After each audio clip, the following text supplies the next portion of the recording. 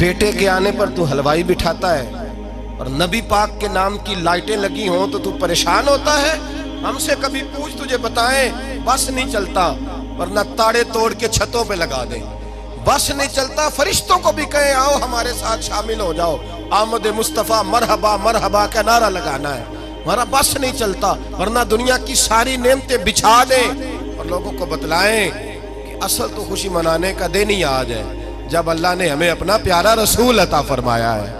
اور ہمارے امام تو کہتا ہے میلاد نہ کر, ہمارے امام نے تو کہا حشر تک ڈالیں گے ہم, حشر تک. یہ 2-4 دن کا تو پروگرام ہی نہیں ہمارا, حشر تک ڈالیں گے ہم پیدائش مولا کی دھوم اور مثل فارس نجد کے کلے گراتے جائیں گے. خاک ہو جائیں عدو جل کر مگر ہم تو رضا, دم میں جب تک دم ہے ذکر ان کا سناتے جائیں گے. ہمارا تو 1-2 دن کا پروگرام ہی نہیں. اور پھر سنو کتنی بڑی نعمت ہے. حضرت عباس سے کسی نے کہا تھا اللہ کی سب سے بڑی نعمت, تو بخاری اٹھانا, فرمانے لگے محمد نعمت اللہ. بخاری ہے بخاری, فرمایا محمد اللہ کی سب سے بڑی نعمت ہے صلی اللہ, یہ سب سے بڑی نعمت ہے. کچھ کہا تو صحیح نہ یار. ایک مجھے کہنے لگا نہیں وہ 9 ربیع الاول کو آئے تھے, تو میں نے کہا 9 کو میلاد مناؤ, کوئی مسئلہ نہیں. 9 کو میلاد مناؤ, کوئی مسئلہ ہی نہیں. ہم تو سارا سال مناتے ہیں, بس 9 کو مناؤ نا بھائی. کون کہتا ہے عید نہیں ہم کہتے. میں نے کہا چلو جشن میلاد کہہ لیا کرو, کسی طرف آؤ تو صحیح نا بھائی. جشن میلاد ہی کہہ لو, یہ کہہ لو تم نے خوشی منانی ہے تو محفل میلاد کہہ لو, نہ عید کہو. عیدیں 2 ہی ہیں. میں نے کہا نہیں وہ بھی تیری غلطی ہے. میرے نبی نے کہا ہر جمعہ میری امت کی عید ہے. اور قرآن پاک پڑھ, قرآن پاک پڑھ. حضرت عیسیٰ کہتے تھے یا اللہ جب تو من و سلوہ نازل کرے گا وہ دن ہمارے لیے عید کا دن ہوگا. اور سیاستہ پڑھ. حضرت عمر کہا کرتے تھے جس دن دین مکمل ہوا یوم اکملت لکم, یہ آیتیں نازل ہوئی تو فرمایا وہ دن ہمارے لیے عید کا دن تھا. یہودی ہمیں کہتے تھے یہ آیتیں ہم پہ آتی تو ہم عید مناتے. یہ بھی تیری غلطی ہے کہ عیدیں 2 ہی ہیں. رب جب بھی کسی کو دید کرائے وہ عید کا ہی دن ہوتا ہے, وہ عید کا ہی دن ہوتا ہے بھائی. ہمارے لیے سب سے بڑی عید یہ ہے, اس لیے کہ باقی عیدیں اسی عید کا صدقہ ہے صلی اللہ تعالی علیہ. تو عید میلاد النبی پہ اظہار مسرت کرنا, خوشی کا اظہار کرنا, خوشی کا اظہار کرنا, یہ تو ایمانی تقاضا ہے, یہ تو روح کا تقاضا ہے, یہ تو اندر اچھلتا ہے. شریعت جتنی ہمیں اجازت دیتی ہے اتنا ہم کرتے ہیں. اور کوئی میلاد کی محفل میں کوئی ایسا کام نہیں ہوتا جو شریعت سے ٹکراتا ہو. پہلے کیا ہوتا ہے تلاوت, منع ہے قرآن پڑھنا. دوسرا کیا ہوتا ہے, اور اتنا درجہ ہے نعت کا. اب تو نہ نعت پڑھنے والے رہے نہ سننے والے رہے, دونوں میں ہی کمی ہے. اور میں اکثر کہتا ہوں نعت پڑھنا اتنا کمال نہیں جتنا سننا کمال ہے. سننے والا کوئی ہونا چاہیے, نعت سننا زیادہ معنی رکھتی ہے. اس کی وجہ یہ ہے کہ نعت پڑھنا صحابہ کی سنت ہے اور سننا محمد مصطفیٰ کی سنت ہے. اور سننے والے کا درجہ, ہاں تیرا درجہ زیادہ ہے اگر تو سمجھے تو. اور اتنا بڑا درجہ کہ حضرت احسان بن ثابت نعت پڑھے تو نبی پاک اپنی چادر ممبر پہ بچھائے اور فرمایا نیچے نہ پاڑ, ادھر میرے ممبر پہ بیٹھ کے پاڑ. یہ کوئی معمولی بات ہے رسول اللہ کی نعت سننا. بلغ العلا بے کمال ہی کشفت دجا بے جمال ہی حسنت جمیع. شیخ سعدی کہتے ہیں 3 فقرے لکھے تو چوتھا ہوتا ہی نہیں تھا. میں سو گیا, بڑا پریشان تھا کہ چوتھا فقرہ نہیں بن رہا. بلغ العلا بے کمال ہی کشفت دجا بے حسنت جمیع. چوتھا لکھا نہیں جاتا تھا. نیند آ گئی, میری آنکھ لگی تو محبوب کا دیدار ہوا. حضور نے فرمایا پریشان پڑے ہو. میں نے کہا محبوبہ 3 لکھے ہیں چوتھا بان ہی نہیں رہا. حضور نے فرمایا چل سنا نا مجھے. یہ چھوٹا نعت پڑھنا کوئی چھوٹا کام ہے, یہ تو ہم نے کھاتا ہی غلط لوگوں کو دے دیا ہے. وہ تو اس قابل ہی نہیں تھے کہ نعت سنی جاتی. بلغ العلا بے, شیخ سعدی کہتے ہیں میں سنانے لگا اور مصطفیٰ سننے لگے.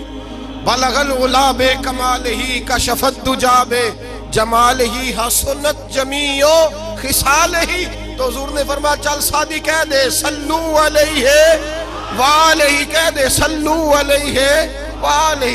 فرماتے میں کہتا جاتا تھا اور مصطفیٰ مسکراتے جاتے. کوئی چھوٹا درجہ ہے نعت, نعت تو ایمان ہے, نعت تو طاقت ہے, نعت تو تیری روح کو بیدار کرتی ہے. پر شرط ہے نعت ہو, شرط ہے, شرط یہ تقاضا ہے میں نعت ہو.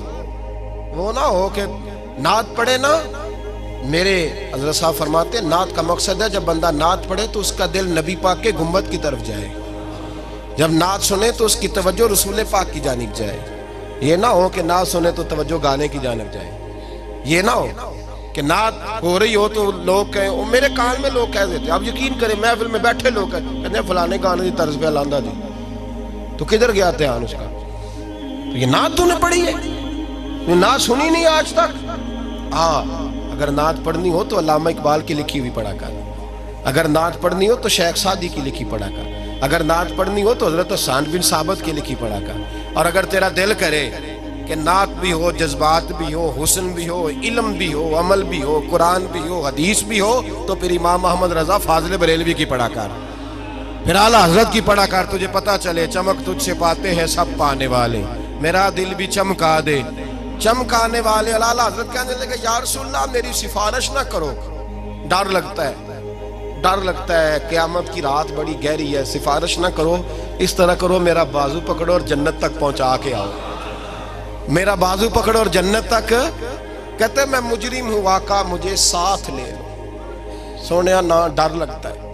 وہ بچہ کہتا ہے میں نے نہیں باہر جانا، اندھیری رات ہے، ابا جی نال چلو. تو بلا مثال بلا تشبیہ صرف سمجھانے کے لیے، کسی کوئی بڑا ساتھ ہو تو ڈر نہیں لگتا. تو یہ نعت ہے نا، چمک تجھ سے پاتے ہیں سب پانے والے، میرا دل بھی چمکا دے چمکانے والے. کہتے ہیں یا رسول اللہ محشر کی رات بڑی گہری ہے، میں مجرم ہوں آقا مجھے ساتھ لے لو کہ رستے میں ہیں جا بجا تھانے والے. سونیا جرم کر کے آیا ہوں اور پکڑا نہ جاؤں کہیں، مہربانی کر مجھے پردوں میں چھپا لے، مجھے مدثر اور مزمل کی چادر کے نیچے کر لے، میں مجرم ہوں آقا مجھے ساتھ لے لو کہ رستے میں ہیں جا بجا تھانے والے. اور پھر تڑپ اٹھے، کہنے لگے کوئی یہ نہ سمجھے وہ چلے گئے، تو زندہ ہے واللہ، تو زندہ ہے واللہ، میری چشم عالم سے چھپ جانے والے، میری چشم عالم سے چھپ جانے. تو بھئی نعت ہو، نعت جو اس کا معیار ہو، اس معیار کی نعت.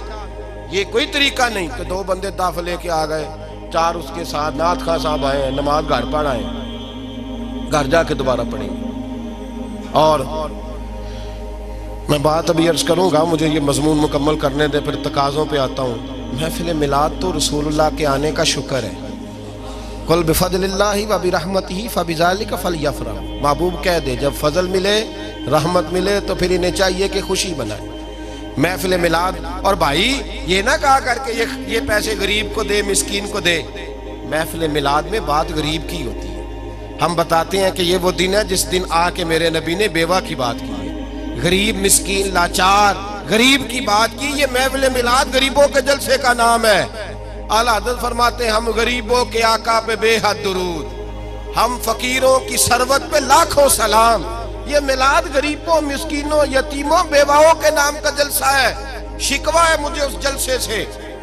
جلسہ تو میلاد کا ہو پر صدارت چودھری کر رہا ہو، صدارت مالدار کر رہا ہو، وڈیرا کر رہا ہو، کوئی ضرورت نہیں. جلسہ میلاد کا ہو تو صدارت کسی غریب کو کرنی چاہیے، ماڑے کو کرنی چاہیے. ورنہ ضرورت کیا ہے؟ جو حضور کے میلاد میں آئے ہیں وہ سارے مہمان خصوصی ہیں، کوئی عرض نہیں، کچھ نہیں ہونے لگا، کوئی نہیں کھا جاتا. چھوڑیں اس چیز سے باہر آئے. تو یہ تو شکر ہے. اور یہ تذکرے جتنے میلاد کے تذکرے ہوں گے اتنی غریبوں کی بات ہوگی، اتنی اسلام کی روح کی بات ہوگی، بیوہ کی بات ہوگی. اور صحابہ تو اس دور میں لوگ کہتے ہیں صحابہ میلاد کرتے تھے. میں نے کہا چلو تمہیں سمجھ تو نہیں آنی پر سمجھا دیتا ہوں. صحابہ تو اس وقت کرتے تھے جب کرنا تھا ہی بڑا مشکل. اب تو مشکل نہیں نا. صحابہ تو تب کرتے تھے جب کیا جا سکتا ہی نہیں، بڑا مشکل. سنو ابن شام اٹھا کے دیکھو، سیرت کی کتابیں پڑھو. نبی پاک صلی اللہ علیہ وسلم کے صحابہ قریش مکہ کے ظلم و ستم سے تنگ آ گئے. حضور نے بعض مجبوروں بے کسوں کو اجازت دے دی حبشہ ہجرت کرنے. حبشہ چلے گئے. حبشہ جب پہنچے تو ان میں حضرت جعفر طیار بھی تھے، حضرت علی کے بھائی، اور ایک گروہ تھا پورا صحابہ کا جو حبشہ گیا. قریش مکہ نے وہاں پر بھی آرام سے نہ بیٹھنے دیا. پیچھے سے کچھ سردار گئے، جا کے چھیڑا، کہا یہ ہمارے بھاگے ہوئے غلام ہیں، ہمارے بتوں کو برا کہتے ہیں، نیا دین انہوں نے اخذ کر لیا ہے، ہمارے حوالے کر دو. حضرت جعفر طیار کہتے ہیں نجاشی بادشاہ نے ہمیں بلایا कुछ लोग मेरे दोस्त मशवरा देने लगे जरा हल्की फुल्की बात करना। कहते मैंने कहा मैं हल्की क्यों करूं, मैं तो खुल के करूंगा, खुल के मुस्तफा के तज़किरे हशर तक डालेंगे हम, हशर तक प्रोग्राम बताया, हशर तक डालेंगे हम।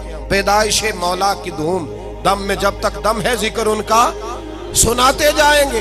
फरमाया मैं हल्की बात नहीं। हजरत जाफर ने नजाशी बादशाह के दरबार में खड़े हुए, इस्लाम की गुर्बतों का आलम, गुर्बतों का, अभी मक्के में रहने को जगह नहीं, मक्के वाले सताते, मदीने हिजरत हुई नहीं, हबशा गए तो वहां पहले ही काफिर पीछे पहुंच गए।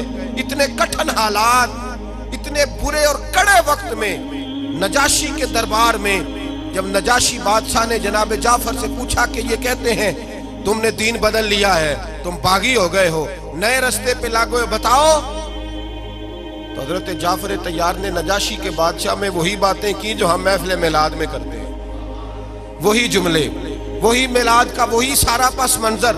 हजरत जाफर तैयार बोल पड़े, फरमाने लगे नजाशी हम तो बेटियां जिंदा दफन कर देते थे। नजाशी, यही बातें होती है ना महफिल मिलाद, हम बेटियां दफन करते थे, किसी का औरत का खामद मर जाता तो उस औरत को भी साथ दफन होना पड़ता, उसकी जिंदगी मुर्दे जैसी कर दी जाती, बहनों पे जुल्म होता था, बेटियों को जायदाद में हिस्सा नहीं मिलता था। ए नजाशी हमारे यहाँ गरीब पिसा करता था, यतीम पिसा करता था, मजबूरियां थी, परेशानियां थी, दुख ही दुख, आजमाइशें ही आजमाइशें। बस फिर अल्लाह ने हमें अपना रसूल अता फरमा दिया, फिर अल्लाह ने हमें अपना रसूल अता फरमा दिया, वो अपने पराये का गम खाने वाला, मुरादें गरीबों की बर लाने वाला, मुसीबत में गैरों के काम आने वाला। अल्लाह ने हमें रसूल दिया, फरमाया बस हम उसके झंडे तले जमा हो गए और हम इनके बुतों को नहीं मानते, रसूलुल्लाह सल्लल्लाहु अलैहि वसल्लम की बात को मानते, एक खुदा की इबादत। तो सहाबा तो वो बातें उस आलम में कहा करते जब कहना बड़ा मुश्किल था, उन्होंने वही मिलाद की बातें जो हमारे यहाँ होती हैं, यही होती है ना मिलाद की बात। एक साहब शिकवा करने लगे, कहने लगे थी मौलवी हर महफिल मिलाद में यही बताते हैं बेटियां जिंदा दफन होती थी, फलां होता, अब बदल लेना चाहिए। तो मैंने कहा जब बातें हैं ये तो बदली कैसे जाए, बातें हैं ये जो हर साल महफिल बाद में दोहराया जाता है तो बताया जाता है कि अभी भी बेटी के आने पर परेशान ना होना। और बेटी तो अब भी दफन होती है ना कई कई रंग में, कोई जायदाद के नीचे दब जाती है, कोई सास ससुर के जुल्म के नीचे दब जाती है, कोई जेवर के बोझ में दब जाती है, कोई जहेज के मुतालबे में। तो बेटियां तो दफन हो रही हैं अभी, इसलिए हम मिलाद ज्यादा मनाते हैं ताकि बेटियां आजाद हो जाएं।